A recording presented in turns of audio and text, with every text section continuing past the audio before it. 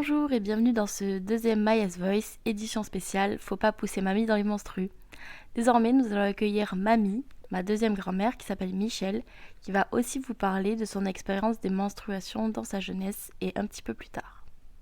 Bonjour, je m'appelle Marie-Jeanne, j'habite Villelongue de la Salanque et voilà, je suis née à Perpignan et j'ai grandi jusqu'à l'âge de 6 ans avec ma maman et ensuite je suis partie en pension chez les Sœurs de Nevers à Montpellier. Puis 4 années plus tard, j'avais 6 ans donc quand je suis partie à Montpellier. 4 années plus tard, je suis venue à Perpignan. Du coup, j'ai été en pension chez les Sœurs de Saint-Vincent-de-Paul. Et j'y suis restée jusqu'à l'âge de 15 ans, jusqu'à ce que j'obtienne mon BEPC.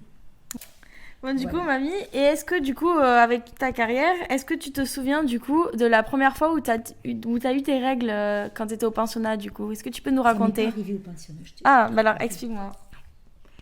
Donc, mes premières règles, évidemment, on n'avait pas des mamans qui nous initiaient ni à la sexualité, ni... Moi, je savais même pas ce que c'était les règles, j'étais jeune. Donc maintenant on en parle à l'école, il y a des initiations, et puis même il y a de l'anatomie. Oui. On vous apprend l'anatomie, moi je savais même pas ce que c'était l'anatomie féminine, à 10 ans tu sais pas. Et puis un jour j'étais en vacances chez mon frère et ma belle-sœur, que j'adorais, que ça a été eux qui m'ont permis tout le temps de prendre des vacances, puisque j'allais tout le temps chez eux, à Nîmes, à Marseille, tu vois, toutes mes vacances je les ai passées chez eux.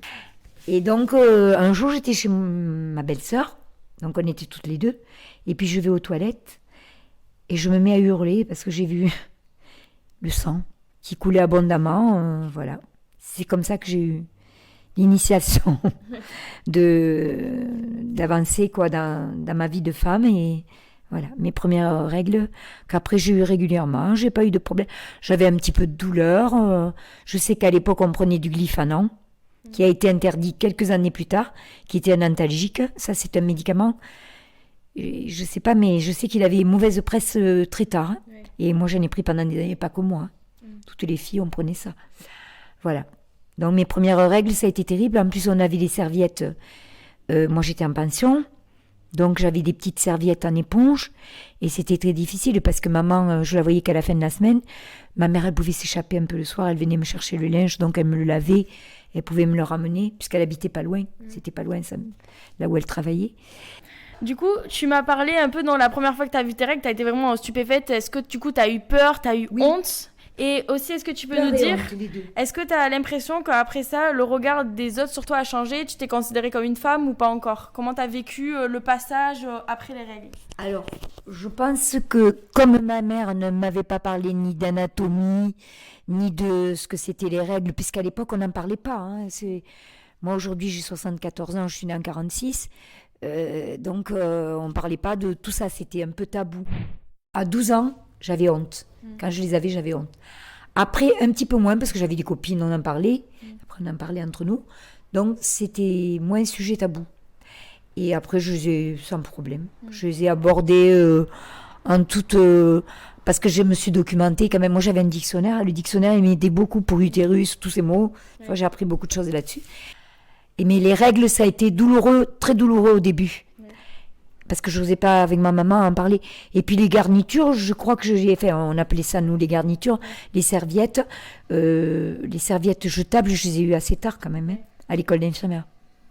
Voilà. Est-ce que, du coup, toi, les serviettes jetables, ça a été un peu comme une révolution oui. De par exemple mettre... Est-ce que tu mettais, par exemple, des tampons dès le début ou... Non.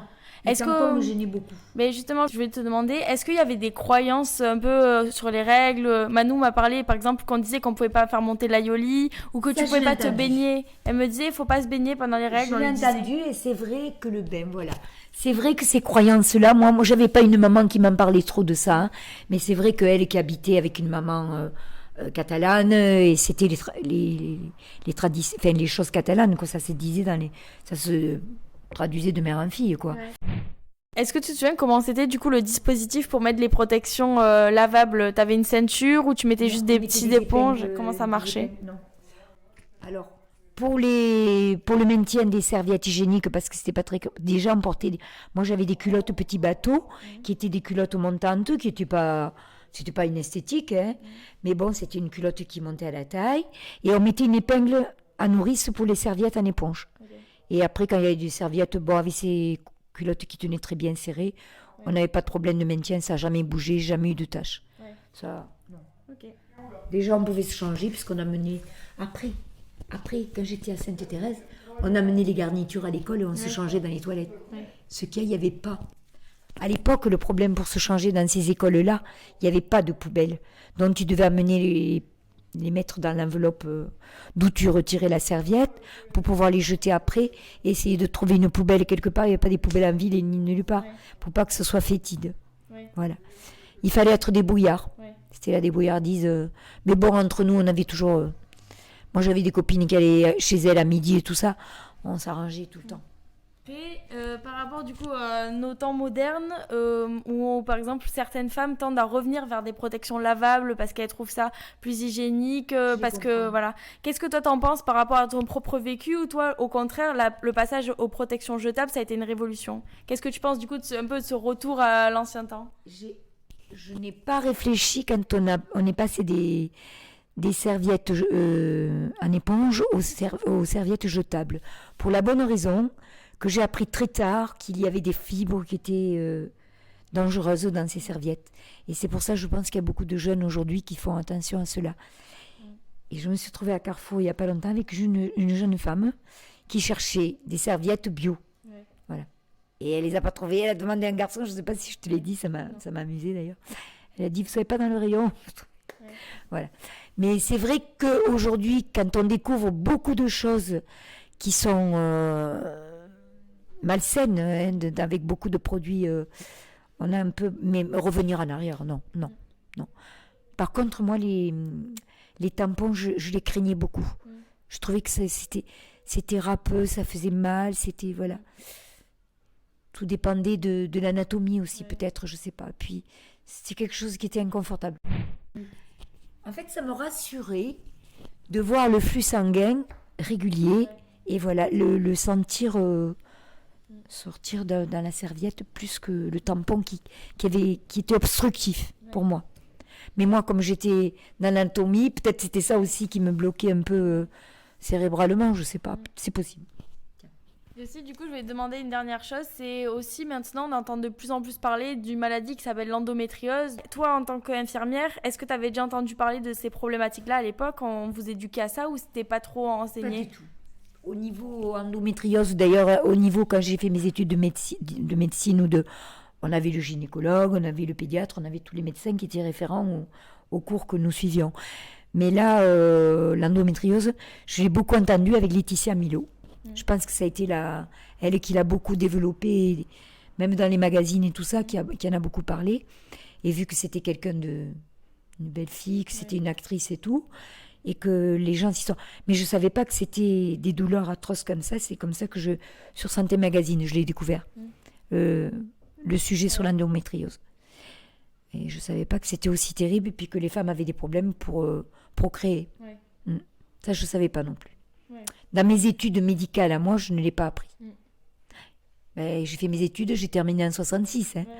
Donc à l'époque, je pense que ce n'était pas encore peut-être découvert, cette pathologie. Les femmes avaient des règles hyper douloureuses et c'était hormonal, c'est tout ce qu'on disait. Voilà. Est-ce que tu penses aussi que c'est lié au fait que de plus en plus on s'intéresse aux règles, mais pas seulement les femmes, les hommes aussi, et comme à l'époque c'était vraiment plus, par exemple les médecins étaient plus des hommes, ils considéraient ça comme un problème de femmes et ils laissaient ça de côté, tu penses? Les hommes, comment les hommes ils font pas attention. T'en parlais jamais, papy? La menstruation, c'est la période où on est un peu au repos, et puis voilà. Compte les mouches. Non, mais papy, c'était pas quelqu'un de... Non, pas embêtant du tout. Mais du coup, je voulais te dire, pour conclure, est-ce que tu voudrais donner un petit message aux gens qui écoutent le podcast, ou toi, rajouter une petite chose, ce qui te fait plaisir?